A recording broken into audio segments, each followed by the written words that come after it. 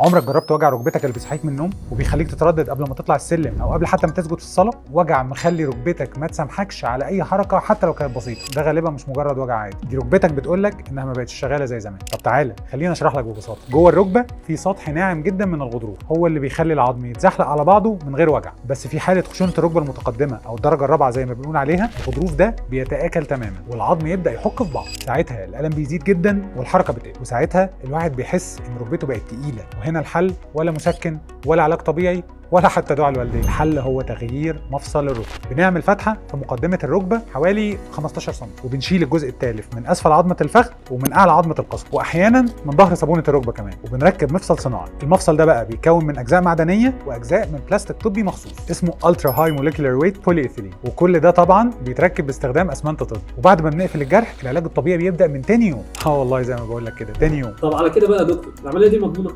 يا سيدي مضمونه، ومن اعلى نسب نجاح العمليات كمان. اكتر من 90% من العيانين بيتحسنوا وبيرجعوا لحياتهم الطبيعيه في خلال 6 اسابيع. طب هقدر اتحرك بقى من غير عكاز؟